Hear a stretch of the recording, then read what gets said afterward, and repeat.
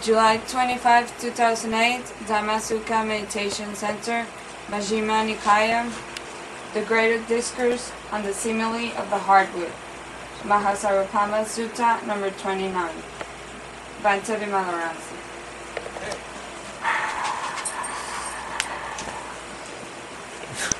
This is page 286.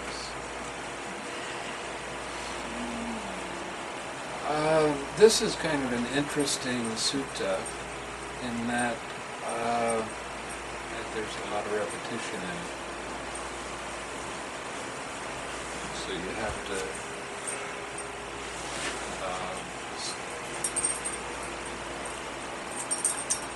have the accepting mind, not the mind that gets bored or wants some entertainment. This is a different kind of sutta. Thus have I heard on one occasion, the Blessed One was living at Rajagaha in the mountain Vulture Peak. It was soon after Devadatta had left. Devadatta was his cousin. And Devadatta, just about the whole time that the Bodhisattva was a Bodhisattva, he was always the challenge for the Bodhisattva. He was always doing things that would get in his way and cause him all kinds of problems.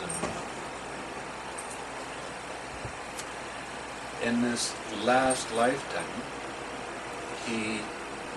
Devadatta developed psychic ability. And he wanted to take over the Sangha from the Buddha. And the Buddha basically told him that he was lower than the worms and not even to think about doing something like that. So Devadatta came along and he said, I'm going to ask for some boons from the Buddha that all the monks have to follow. One of the things he asked that the Buddha grant for the monks when the Buddha was no longer around was that he would appoint one person to run the Sangha. And the Buddha said, no, I'm not going to do that. So we got no pope. He said that all monks should live in the forest. And the Buddha said, no, I'm not going to agree to that. All monks should only have 3 robes. Meaning that that's all that they can have with them. And when you're in a city situation where people give robes all the time, you have to be able to accept them. So the Buddha said, no, I'm not going to do that either. And Devadatta pulled out his ace and said, all monks should be vegetarians. And the Buddha said no. So Devadatta went around Rajagaha starting to complain about the Buddha, saying, what I've said is very reasonable and this is the way monks should act when the Buddha's not around anymore. And look at what mistakes he's making. And he started to draw monks away from him, from the Buddha. Now, this is a time when the Buddha would give Dhamma talks and he would stop and say, Ananda, take over, my back is hurting. But he never went to sleep. He always listened to what was being said. He just relieved his back. So Devadatta, he got a couple of 100 monks, and he took them away from Rajagaha a little distance, and he started giving a Dhamma talk, and he said, oh, my back is sore, and asked another monk to take over, and he laid down and immediately went to sleep. When the Buddha saw that Devadatta had kind of charmed these other monks away, he sent Sariputta and Moggallana to go get them back. So they come around and they see that Devadatta is sleeping, and they give a Dhamma talk, and everybody got so inspired they all left. And Devadatta was really upset by that. It said that he was so angry that he started spitting out blood. And anytime somebody does that, that means that they're not going to be living too much longer. And because he caused a schism in the order, he really got a lot of bad merit for that. And he was reborn in a hell realm that is really not very nice. Remember I talked about that big vat of molten lead, excuse me. Well, he's doing what we fondly call doing his rounds. It takes 50,000 years to get to the bottom. Now he's in hot molten lead, so there's a lot of pain in every different part of his body, and it takes 50,000 years to get up, and he's up long enough to say one syllable before he goes back down. So he's not in a happy existence. But because he, in fact, did help the Bodhisattva to develop his good qualities, eventually, when the bad karma of his actions wears off, it's said that he's going to become a Pacceka Buddha. So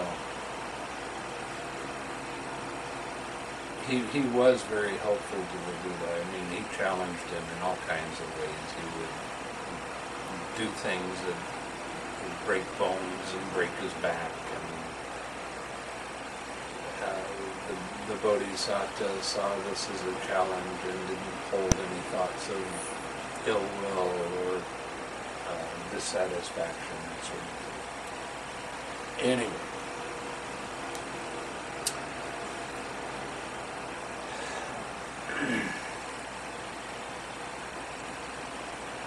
Monks, hear some clansmen go forth out of faith from the home life into the homeless, considering I'm a victim of birth, aging, and death, of sorrow, lamentation, pain, grief, and despair. I'm a victim of suffering, a prey to suffering. Surely an ending of this whole mass of suffering can be known. When he is gone forth thus, he acquires gain, honor, and renown. He is pleased with gain, honor, and renown, and his intention is fulfilled. On account of it, he lauds himself and he disparages others thus. I have gain, honor, and renown, but those other monks are unknown, of no account. He becomes intoxicated with the gain, honor, and renown, grows negligent, falls into negligent, and being negligent, he lives in suffering. This is what happened to Devadatta in his last life. He had all these psychic abilities, and he would do things to some of the richer folks around, the kings and minor kings and that sort of thing, so that they would be impressed with him, so they would support him. But he didn't continue on with the path. And he got pretty much intoxicated and actually lost his psychic ability. Suppose a man needing heartwood, seeking heartwood, wandering in search of heartwood, came to a great tree standing possessed of heartwood. Passing over its heartwood, its sapwood, its inner bark, and its outer bark, he would cut off the twigs and leaves and take them away, thinking that they were heartwood. Then a man with good sight, seeing him, might say, "This good man did not know the heartwood, the sapwood, the inner bark, the outer bark, or the twigs and leaves." Thus, while needing heartwood, seeking heartwood, wandering in search of heartwood, he came to a great tree, standing possessed of heartwood. Passing over its heartwood, its sapwood, inner and outer bark, he cut off the twigs and leaves and took them away, thinking they were heartwood. Whatever it was this good man had to make with heartwood, his purpose will not be served. So too, monks, here some clansman goes forth out of faith. And then it goes through this whole thing again about how he gets caught up in his gain, honor, and renown, and becomes negligent, and then he lives in suffering. This monk is called one who has taken the twigs and leaves of the holy life and stopped short with that.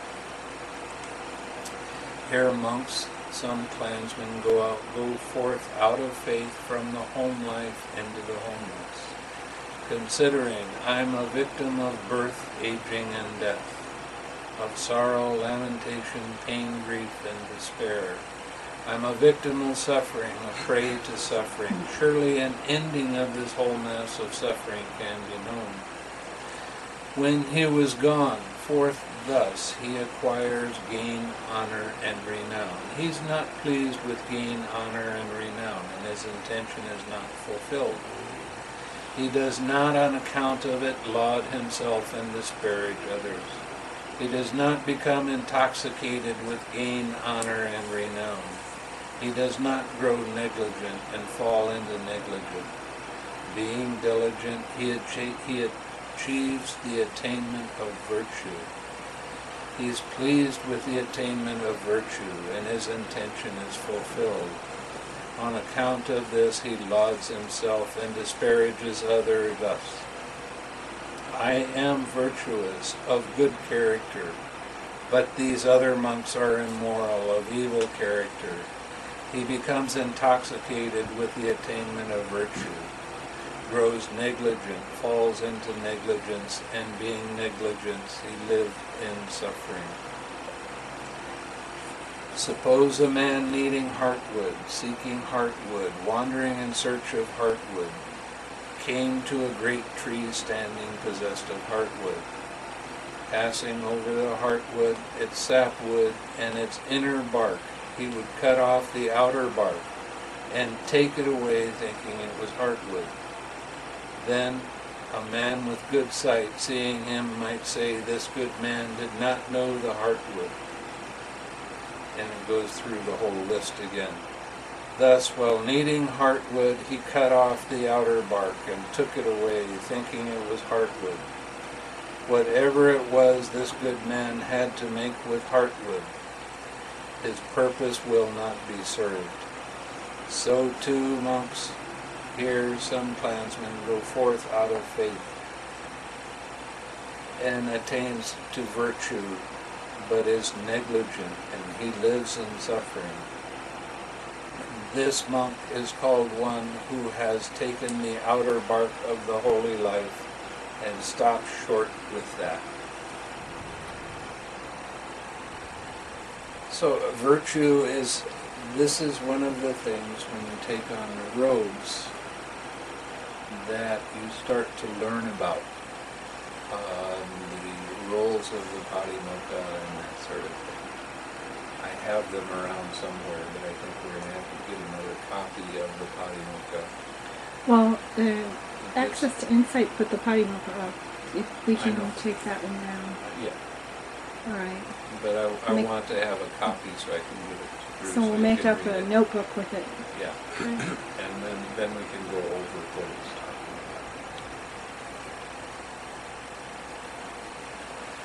about. Actually, you only took 10 precepts, but there's another 100 rules that you have to follow. They're pretty easy. They're pretty easy. It's not bad. And we'll go over that, but that's so that you can keep your virtue high. Here, monks, some clansman goes forth out of faith from the home life into the homelessness, considering I'm a victim of birth, aging, and death, of sorrow, lamentation, pain, grief, and despair. I'm a victim of suffering, a prey to suffering. Surely an ending of this whole mass of suffering can be known. When he's gone forth thus, he acquires gain, honor, and renown. He's not pleased with gain, honor, and renown, and his intention is not fulfilled. Being diligent, he achieves the attainment of virtue. He is pleased with the attainment of virtue, but his intention is not fulfilled. He does not on account of it laud himself and disparage others. He does not become intoxicated with that attainment of virtue. He does not grow negligent and fall into negligence. Being diligent, he achieves the attainment of concentration. Now, this kind of concentration means the kind of concentration that you use while you're listening to the Dhamma talk. While you're giving ear, you don't let your mind become distracted. You listen very deeply to what is being said. And this can cause a major change in your perspective. The more attentive you become with what is being said, it sinks in, and boy, it can really be great. As I was telling you before, in Germany, when I had that guy reading in German, the 6 sets of 6, it affected him, but it also affected about half of the other people there. And they were very, very peaceful and calm. And I said, I'm not going to talk any more than this. All I want you to do is do your practice right now. You've got this benefit of having this super calm mind that's really alert. So use that. And it was amazing to see the progress that was being made. So this kind of collectedness of mind is the one that you use for listening to Dhamma talks or reading suttas yourself.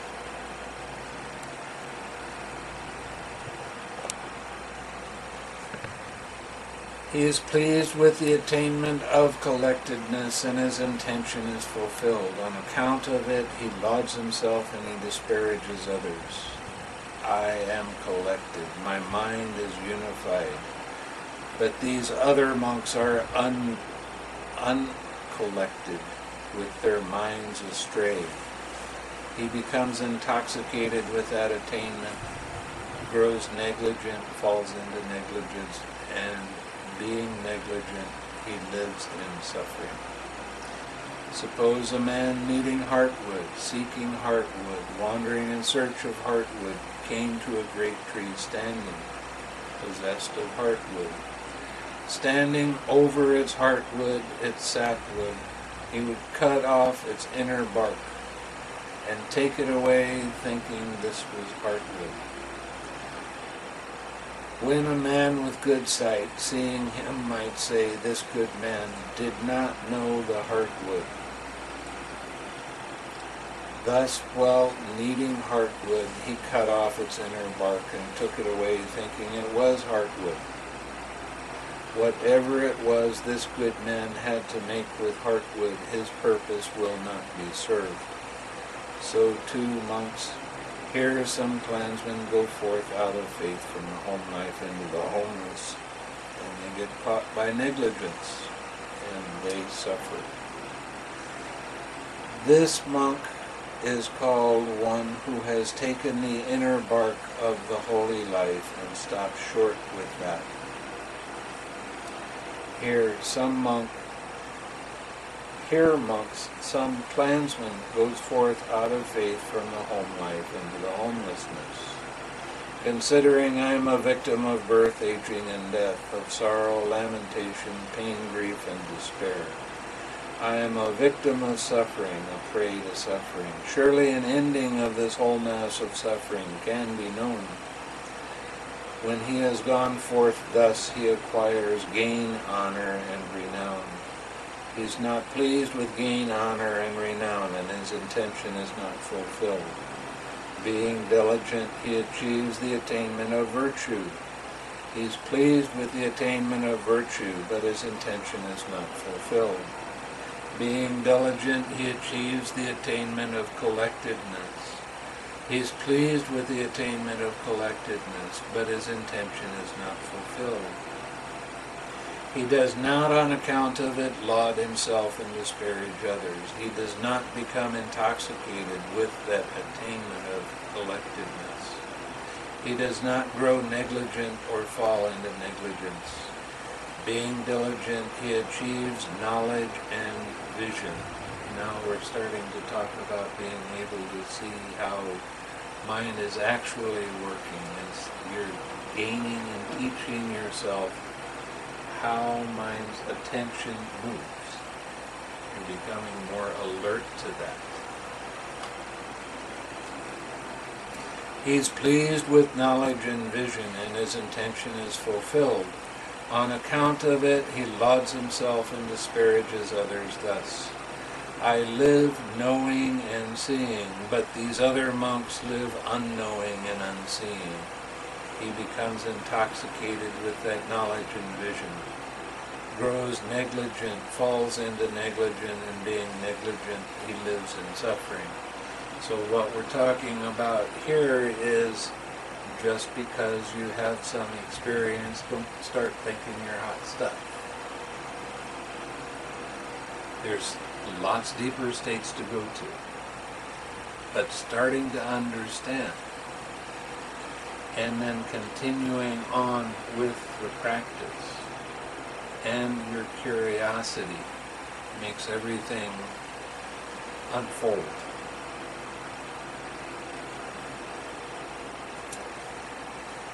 Suppose a man needing heartwood, seeking heartwood, wandering in search of heartwood, came to a great tree standing, possessed of heartwood. Passing over its heartwood, he would cut off its sapwood and take it away, thinking it was heartwood. Then a man with good sight, seeing it, might say, this good man did not know the heartwood. Thus, while needing heartwood, he cut off the sapwood and took it away, thinking it was heartwood. Whatever it was this good man had to make with the heartwood, his purpose will not be served. So too, monks, here some clansman gone forth out of faith still has suffering. This monk is called one who has taken the sapwood of the holy life and stopped short with that.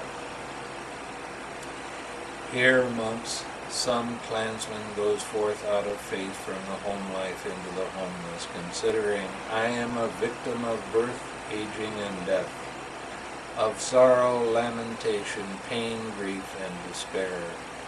I am a victim of suffering, a prey to suffering. Surely an ending in this whole mass of suffering can be known.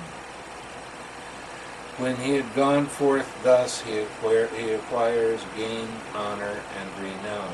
He is not pleased with gain, honor, and renown, and his intention is not fulfilled.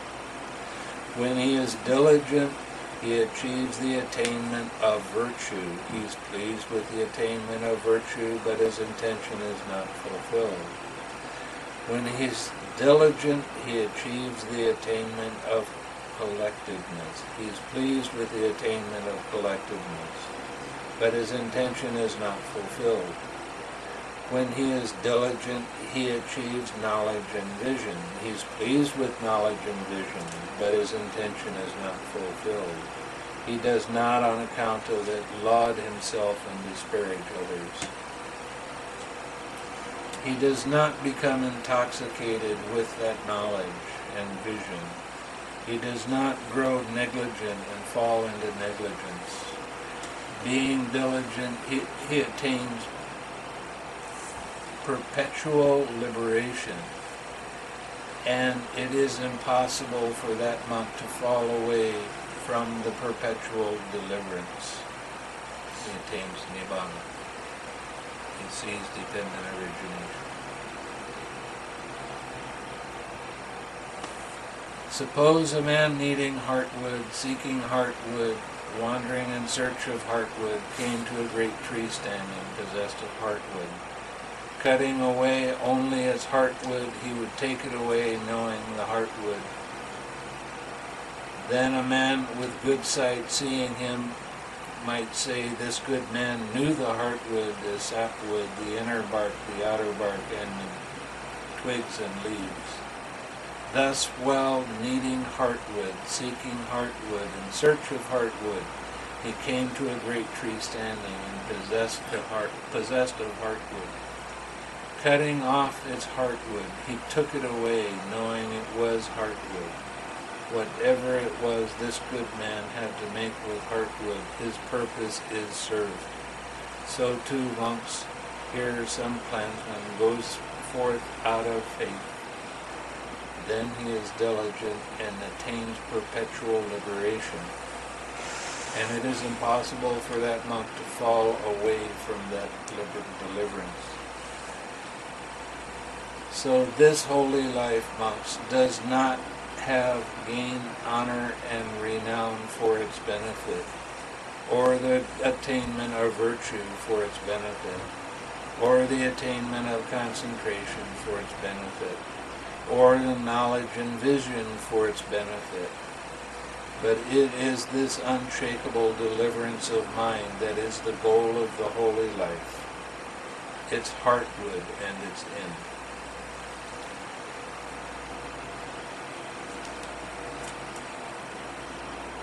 Okay, I'm going to the shorter one, Discourse now.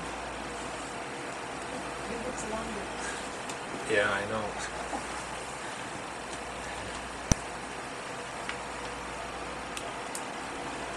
We're going to page 295. Here, Brahman, some clansman goes forth out of faith from the home life into the homeless, considering I am a victim of aging and death, sorrow, lamentation, pain, grief, and despair. I am a victim of suffering, prey to suffering. Surely an ending of this whole mass of suffering can be known.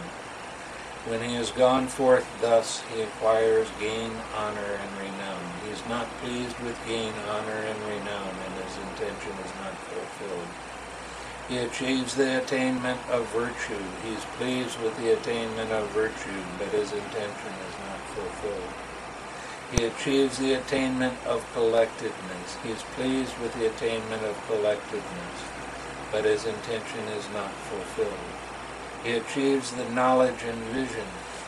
He is pleased with knowledge and vision, but his intention is not fulfilled. He does not, on account of it, laud himself and disparage others. He arouses desire to act, and he makes an effort for the realization of those other states that are higher and more sublime than knowledge and vision. He does not hang back and slacken. But what monk, or what Brahman, are the states that are higher and more sublime than knowledge and vision? Here, quite secluded from sensual pleasures, secluded from unwholesome states, a monk enters upon and abides in the first jhana, which is accompanied by thinking and examining thought with joy and happiness born of seclusion. This is a state higher and more sublime than knowledge and vision. And your knowledge and vision keep growing as you go into these different states. Again, with the stilling of thinking and examining thought, a monk enters upon and abides in the second jhana, which has self-confidence and stillness of mind, without thinking and examining thought. with joy and pleasure and happiness born of collectedness. This too is a state higher and more sublime than ordinary knowledge and vision. When you get into the second jhana, you let go of your verbalization. The verbalization, when you let go of the verbalization, this is the start of noble silence. You don't have to make the wishes. You don't have so many distracting thoughts. You stay on your object of meditation. You're starting to gain confidence that you know what you're doing. You know what you're doing when the hindrance arises. You know how to handle the hindrance. It might not go away any faster than it did before, but you have more confidence that, yeah, I know I can get through this. The joy that you experience in the second jhana is much lighter in your mind and in your body. The tranquility you experience is stronger, and you feel very at ease. The pains in your body just kind of disappear. It's very easy to stay with this unified mind. It's your mind that stays on your object of meditation without effort. It's nice. But the self-confidence also is something that you take with you into your daily life. Once you learn the 6 R's and you understand the 6 R's, you carry them with you just as close as you carry your skin. 6R every time your mind is distracted. When you can remember. When you don't remember, and then all of a sudden you do remember, you can't criticize yourself because you forgot. Just start again. That's all. I challenged some people, and I was teaching them loving kindness meditation in Malaysia. There was 15 or 20 people. And I said, I want you to write down every time you practice loving kindness during the day. I want you to write down how long you practice. School teacher came in really upset. I only got 8 minutes today. And I said, wow, that's not bad. 8 minutes, that's pretty good. Oh, really? I said, yeah, because you kept on coming back. So you forgot for periods of time. It takes practice. Continue doing it. It'll get easier as you start understanding how to radiate the loving kindness with your daily activities. It does get easier. But she was really upset because all day she'd been trying and had only had 8 minutes. But she probably remembered and practiced the loving kindness 30 or 40 times. But it was just for a short period. And that's fine. Just remember to do it again. And keep it going as much as you can. Again, with the fading away of joy, a monk abides in equanimity, mindful and fully aware. Still feeling happiness with the body, he enters upon and abides in the third jhana, on account of which noble ones announce he has a pleasant abiding, who has equanimity and is mindful. This too is a higher state and more sublime than knowledge and vision. When you get to the third jhana, you don't have joy arising anymore, but you start feeling more balance in your mind. You don't have the emotional roller coasters so much. And you start feeling very comfortable in your body. And as you lose tension in your mind, you lose tension in your body, and then you don't notice your body so much. Now, this particular state is where, when I was in Malaysia, I asked for some blood samples before we started this, before they did any meditation at all.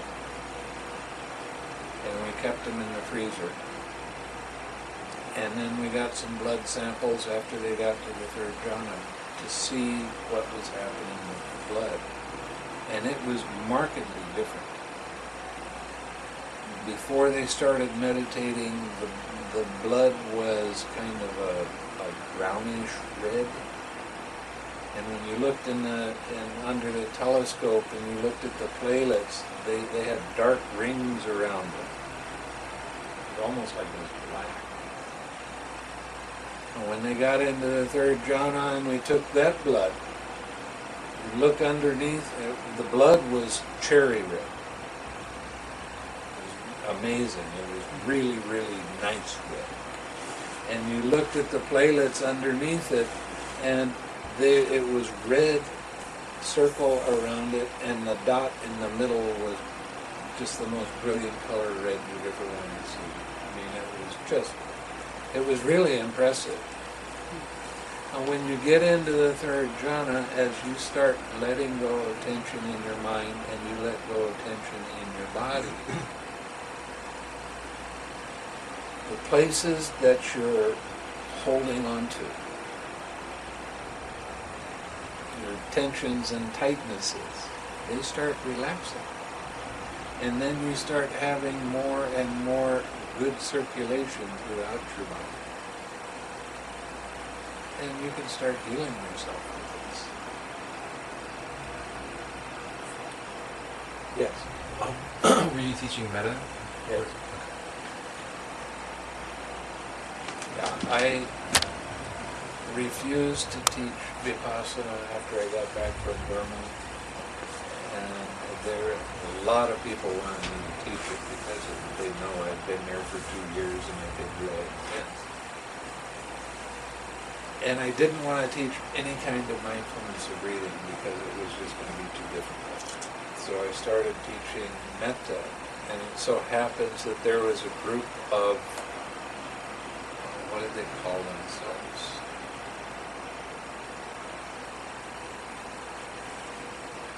Buddhist Graduate Fellowship. And it was all of these people that had gone to college together. And that was a group of 50 or 60 people, and they asked me to come and give them a weekend retreat. And they became so excited. And when they started doing the practice, they actually saw that this was really working. That they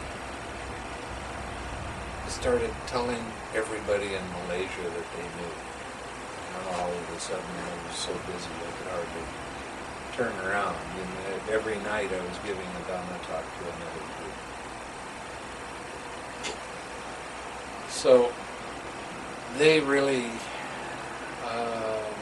took off with the loving kindness because they've been doing this austere, straight Vipassana practice where you don't smile and you have this tension and tightness. And you don't really pay attention to it, but it's there. So I'm coming along and I'm saying, well, you smile a little bit and you got to relax a little bit more, and you have to focus on being happy. Well, this was brand new thoughts to them. And because of that, they asked me to do a 1-week retreat. And I didn't want any more than 25. But there was 25 people, and I talked to everybody individually and all of that sort of thing every day. And 7 or 8 people actually got into the jhana the first week. And all of a sudden, I was Mr. Famous. But it was an amazing thing to watch because they'd been practicing meditation for so long and not really getting any benefits, and then all of a sudden they come along and say, try this meditation, and they're starting to feel this happiness come in, and they were so used to being austere that I'm coming along saying, you got to lighten up, guys. Let's be happy all the time. Just develop this. It was big revelations for them. And I had quite a following for the 2 or 3 years that I was there after I practiced. And many of the people got into the advanced stages of meditation, into the arupa jhanas, and there were some that got even deeper. Not many, but there was some. Anyway, I don't know why I got off on that, but the whole thing is, once you get into the 3rd jhana, you're really starting to understand how your mind works, and you're starting to understand that the hindrances, when they come up, are not a problem. And you'll get caught in the mud for a little while, but then, okay. But you start having this balance of mind that says it's okay to be caught in the mud for a little while. I'm getting a chance to learn how to do this. So as you go deeper, you start having more and more profound insights into how your mind's attention moves. And this leads to having more and more equanimity in your mind. So that what used to be your real heavy-duty roller coaster rides start coming into like little waves. You're still going to have some ups and downs, but they're not going to be near as radical as they were. That's the advantage of doing this. Again, by abandoning the pleasure and pain with the previous disappearance of joy and grief, a monk enters upon and abides in the 4th jhana, which has neither pain nor pleasure, and purity of mindfulness due to equanimity. Once you get into the 4th jhana, you don't feel your body at all. You're not able to radiate anything from your heart. This is where you start radiating from your head. And then I have other instructions I'll give you when that happens.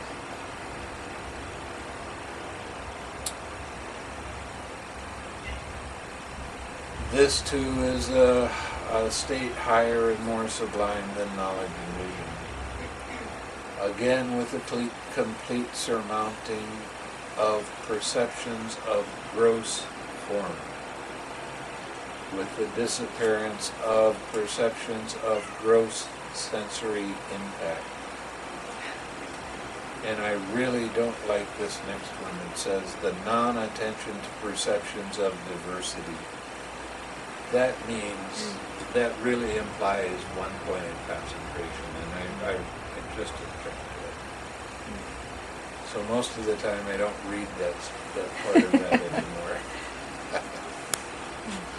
Aware that space is infinite, a monk enters upon and abides in the base of infinite space. Well, it contradicts itself if you continue the sentence. Yes, Aware.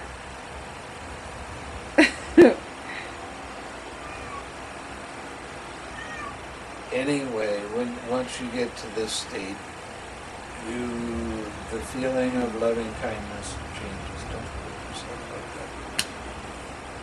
The feeling of loving kindness changes.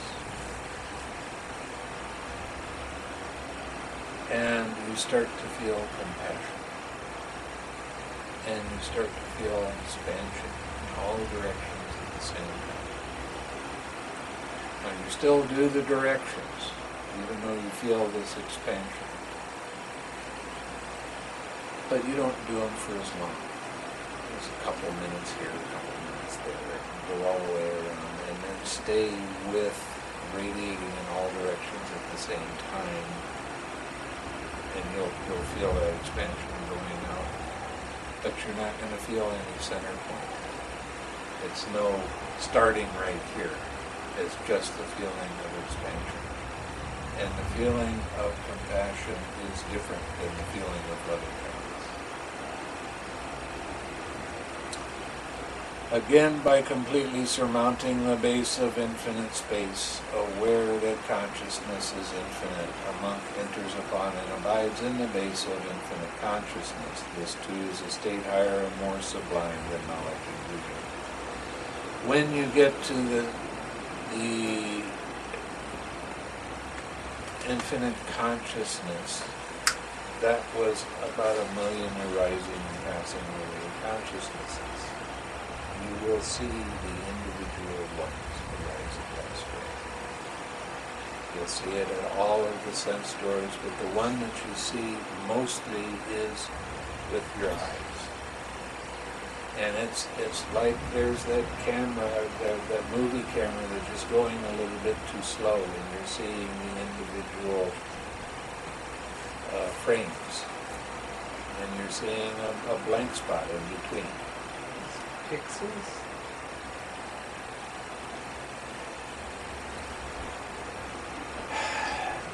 I guess you could, it's kind of like that, I guess.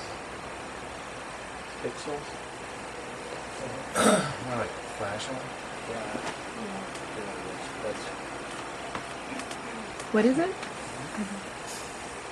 Anyway, what you do after you do this for a while, you start to feel it's tiresome, seeing all these consciousnesses arise and pass away. And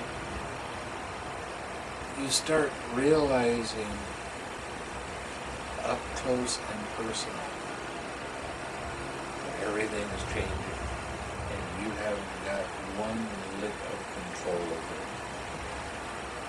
There's nobody home to control. There's only this arising and passing away of consciousness.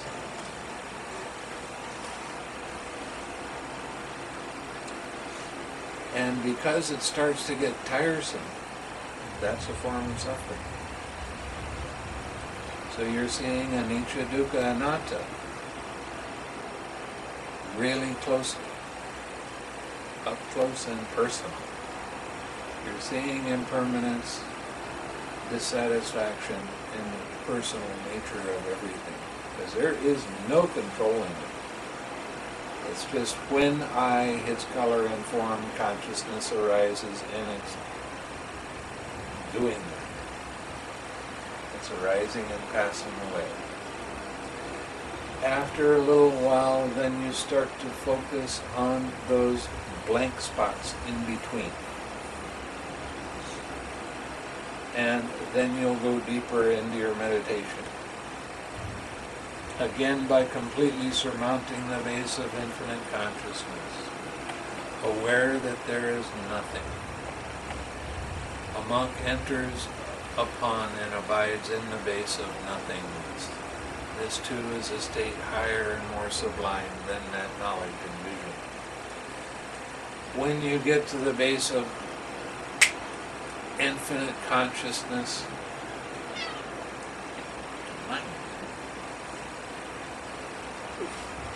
the feeling of compassion will change again.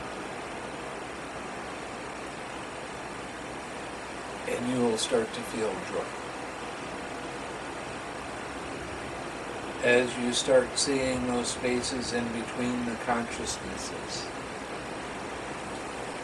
then you will start to notice the feeling of joy goes away and the feeling of very, very strong equanimity arises. gain equanimity when you were in the fourth jhana, but it's kind of hoarse compared to this one. This is real strong. I'm going to give the Dhamma talk.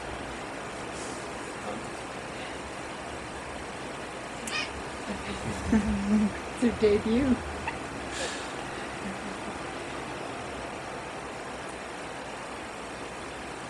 This is probably one of the more interesting states of meditation to get into. Because all along you've been learning about your energy and how you have to adjust your energy so that you don't get caught by the sloth and torpor, or you don't get caught by the restlessness. It becomes very much more subtle once you get into the realm of nothingness. And it really turns out to be quite fun. Put just a taste too much energy in, you're going to get restless. Now you have to let go of the restlessness, get your balance back, and you don't put quite enough in. You won't get sleepy anymore, but you will get dull. So you have to learn how to adjust. And that's one of the things that makes this a very interesting state. Because there's always being clear and observing very deeply how these little tweaks need to be happening. Because during a whole sitting, you might have 10 or 20 or 30 or 100 little adjustments that you have to make so that you keep going deeper. And you keep seeing more and more clearly how that works. There are a lot of other things that happen in that state I'm not going to tell you about. You got to tell me. But it is real interesting.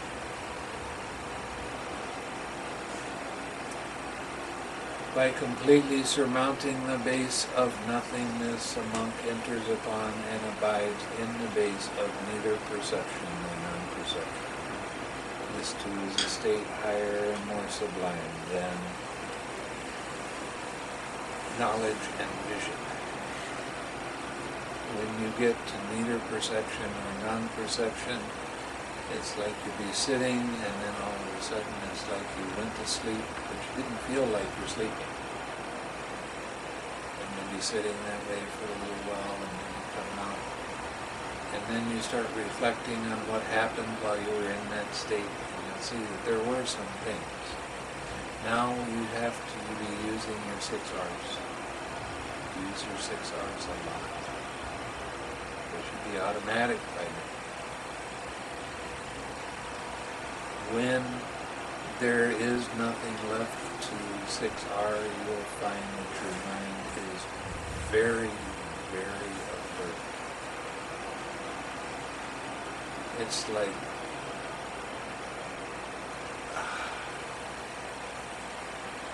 super awareness. And you'll see things coming from a long ways away. You can 6R very quickly. Again, by surmounting the base of neither perception nor non-perception, the monk enters upon and abides in the cessation of perception and feeling. And his taints are destroyed by his seeing with wisdom. That means when you come out of the perception and feeling, you see the dependent origination, and with the final letting go of ignorance, you've let go of all concepts. And with the letting go of all concepts, that means that there's an unconditioned state that arises. There's no conditions, no concepts, no opinions, no thoughts. It's beyond all of that. And from all that I've talked to about this, it's a rather pleasant state to be in.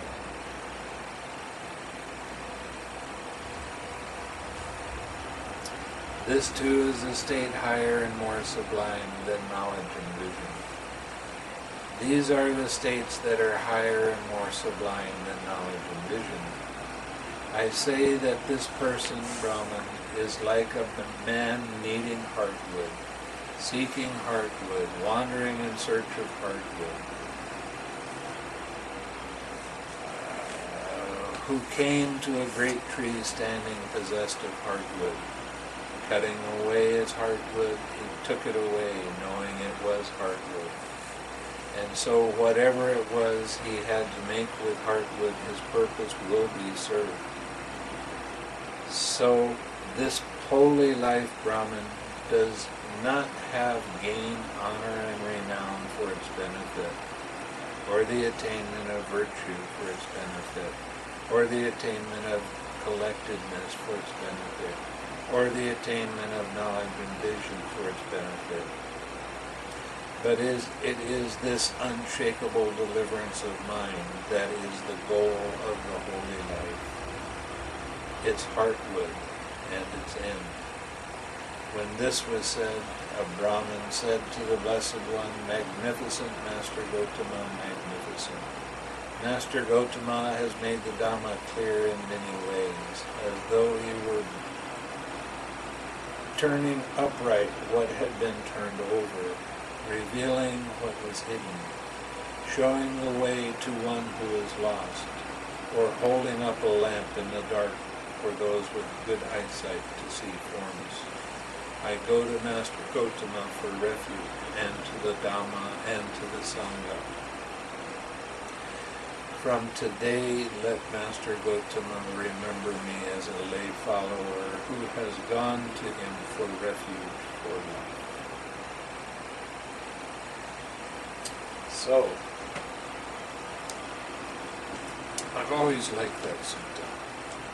I like the Heartwood. I'm a woodsy kind of guy anyway, I guess. I love to look at wood grains and that sort of thing. It's always been fascinating to me. So the whole point of the meditation is to learn how your attention actually does occur. And as you see everything as being part of an impersonal process, you start seeing the individual links that occur. The ones that you're going to see most are feeling, craving, clinging, habitual tendency, birth of action, sorrow, lamentation, pain, grief, and despair. Those are the ones you're going to get to see. It's guaranteed. But as you become more familiar with it, it gets easier and easier not to get caught up in all of those concepts and ideas and opinions and likes and dislikes and all of that sort of thing. You start purifying your mind, and it does get easier as time goes by. The worst part about meditation is when you first start, that's when it's the hardest. You know, it really is hard to get going. And once you get going, it gets easier and easier and easier and easier as time goes by. Because it starts to be fun, because you start feeling like, there is some relief around.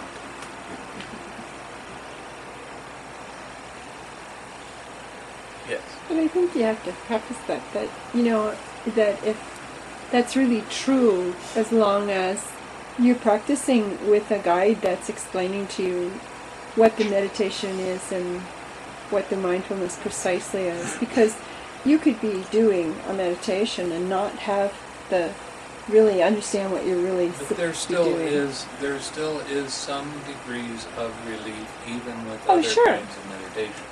And you It's can just be that it's not releasing. quite the same as this, and this seems to work much faster. So you start noticing things a little bit more easily, more quickly. Well, I just know, for me, it really struck me as an adventure. Because you would read the suttas, and when we were on the ridge, you would read the suttas and talk about it, and then we would go out and we would see that stuff. And we'd all come back, and we weren't really comparing notes a lot at first, so we didn't know each other were seeing these things until later on, like probably the second year, I guess, is when we really started figuring out that each of the 4 or 5 of us were actually having this same thing happening, and we really started to compare stuff, you know. You never really said, don't talk to each other, but you never really said, talk to each other. Back then, you never really even said, talk to each other. So we didn't do it, and we didn't really know There was what a lot each of things they didn't say back then. I didn't tell you what the meditation was about. No, not really. When I told them that I was a Vipassana teacher, they almost fell off their chairs. I still remember that. It was very funny. You know, we're all Wait a minute. We're all in the kitchen, and he comes prancing in, and he says, "I have something to tell you." And we're there like, "So what?" You know. And he says, "I am a Vipassana teacher," and of course. Oh, and Kelly, no, you're not a Vipassana teacher. You don't even like Vipassana teachers. You're not a Vipassana. He says, well, let me ask you this. Have you ever had any insights in your meditation? And so he started, have you ever seen this and this and this? And he's going over the 37 requisites of enlightenment.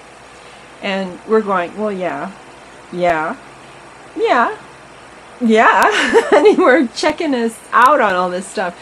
And it's like he took you into a college course and taught you a curriculum and didn't tell you what the curriculum was going to be. And at the end, he asked you if you knew all this stuff on this particular curriculum he was looking at, and you knew that you knew it all. And so then he turns around and says, well, see, Vipassana means insight. And he really, I guess he probably had said it, but we really didn't pick up on it, the fact that the word Vipassana meant insight. So we didn't catch that. The question was, did you have any insights in your, did you find out anything new? Did you realize anything you didn't know before? And oh, gee, yeah. And that's what happened. So it was very funny, because here was this insight teacher, and he'd been saying that, but he wasn't teaching, and what he meant was he wasn't teaching it like the other Vipassana teachers were teaching it, is what he meant. And we all took it to assume that it meant he was not a Vipassana teacher. But he was. He was a Samatha Vipassana teacher. A serenity and insight teacher yoked together, and he was just doing that before we were talking about it this way. And it was kind of fun.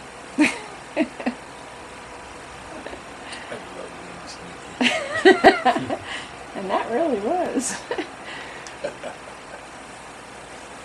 So, do you have any questions?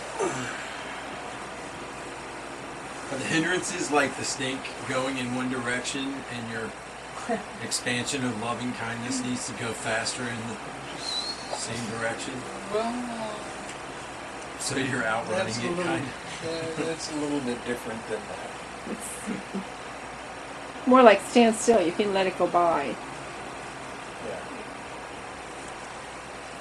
Don't be afraid, because if you're afraid, that snake is going to bite you. But you can let it slide by. When I was living with that cobra in the cave, I'd come a little bit too close to him sometimes, and he let me know. He always let me know with his head. And it was always, oh, sorry, I wasn't paying attention. I'll try to do better. And I found something to give him to eat. So he thought that was a pretty good thing. And we could be on the path going up to the cave. It was not a steep walk, but it wasn't a wide walk either. And we could both be going in different directions, and I could come within 2 feet of him, and it didn't shake him up at all. because I wasn't afraid of him because he had 100 pounds. And I could go Roommates. by. Essentially, they were roommates. Yeah, we were. It was great because he kept all the mice and all the crows away. Because the mice and crows get into your stuff and they really wreak havoc. They put holes in your robes and all kinds of stuff. The crows like to come and take anything shiny away. Where was the cave? It was in Thailand, the south of Thailand.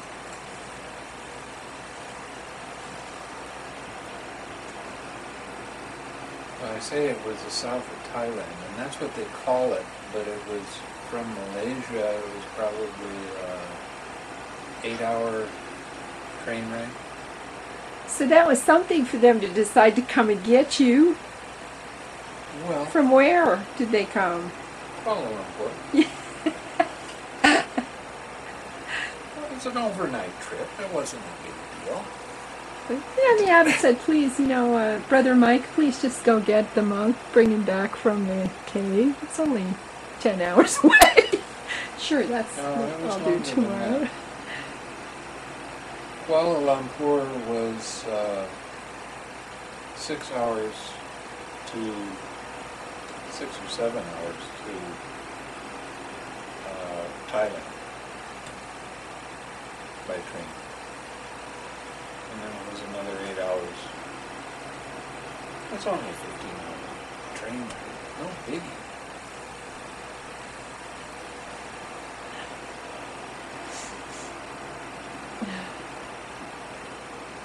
Just a little chore. Monks get to ride on the train half price. And if you ride third class, to go from Penang to Bangkok was 90 baht for regular people. I got to do it for 45, which was about $2 or something like that. It really wasn't much money. But it was sitting on wooden seats that didn't give, and what I wound up doing is just I'd take a book with me and read all night because you couldn't get comfortable enough to sleep. And it was always crowded in the third class. But I got to travel all over the real treat that way. And then somebody did something to me. They said, oh, I don't want you to go third class. Why don't you go second class air con with a sleeper? Oh man, I hit the big time. Ooh, that was so nice, I couldn't believe it. I could lay down.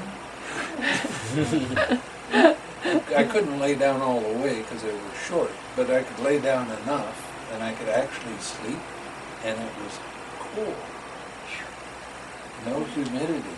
Oh boy, ruined me after that. Going back to third class was a hard one. But I learned all kinds of tricks. I took extra water with me. And if you wash your face and your hands a few times while you're traveling like that, it really does make a difference.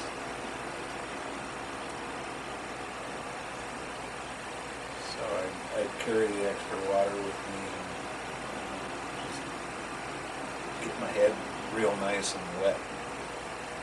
Get all that sweat off of it. That was good. Anyway, my time in Thailand was really amazing. They have all kinds of neat places. Over by Ajahn Guru Das's place, they have sulfur hot springs. Monks are always going there, hanging out in the sulfur springs.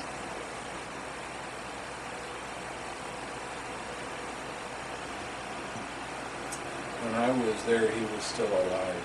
And he'd be giving a Dhamma talk, and this rooster would come up and just go on his knee, and he wouldn't even break stride. He'd just reach over while he was giving the Dhamma talk and open up the thing and pull out some grain and give it to the chicken while he's giving the Dhamma talk. That's great stuff.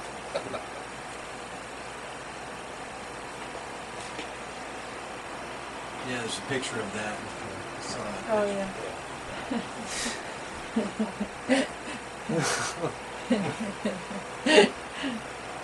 Did you ever visit Ajahn Mahāsāropama? Yes. I spent one day, 1 week. That was it.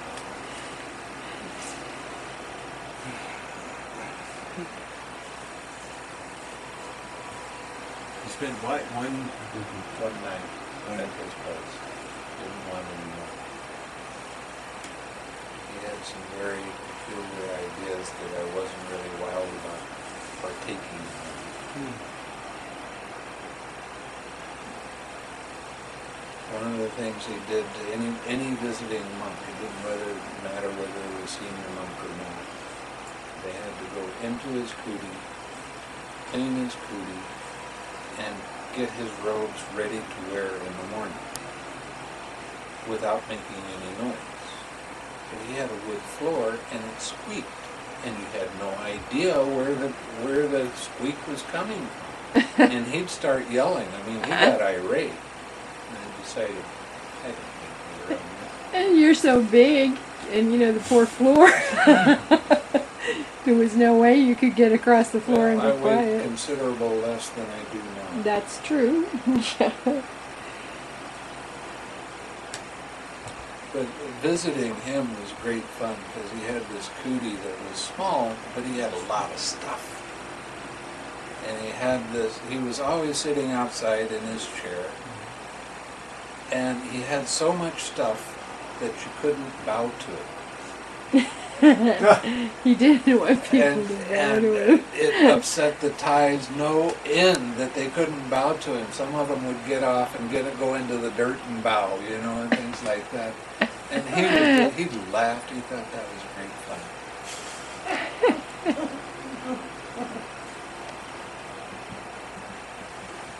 I practiced with him about 6 weeks or so.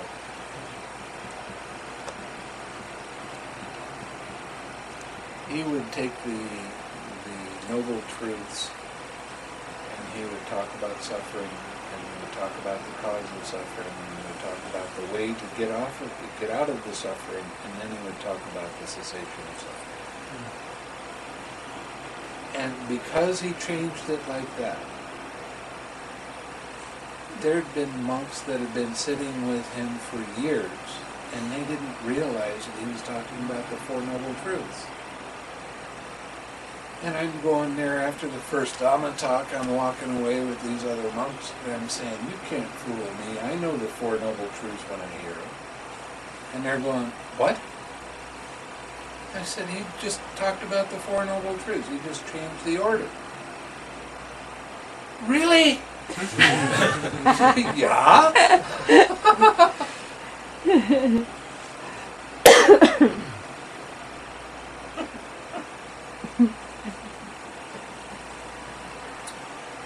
He didn't speak much English. What English he spoke, he called it baby English. But he was very good at mind-to-mind communication. So if you had a real question, all you had to do was think of it and he'd answer it. It's good. A lot of monks are like that. I'm not like that. I don't know I'm like that anyway. I have no idea that I do that sort of stuff if I do it. You just do it in the sense that you know what a person needs before they really, when they come in usually to discuss it, you really basically know what the person needs and what they're going to talk about and have the solution already. It's all.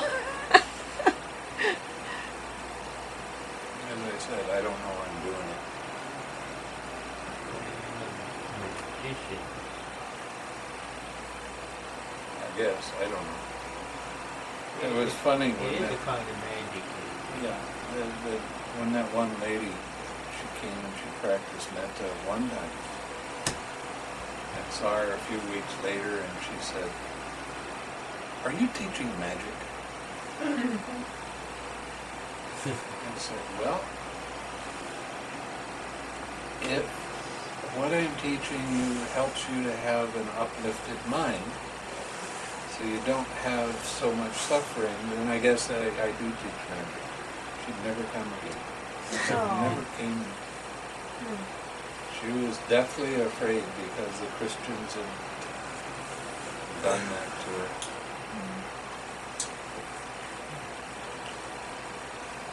Well, that's sort of a lot less magic here than there is with laying on of hands. Well, You know? they do their They- magic. You can't. So you know, they But have they don't call it that. no. That's what. It's a alignment of thought. You know, the power of the alignment of thought and the gathering together of energy. It's great stuff. Works. Anyway, do you have anything else? Anybody? Thoughts? I'll share some merit then. You gonna share some merit with me? Suffering ones be suffering free, and the fear-struck fearless be.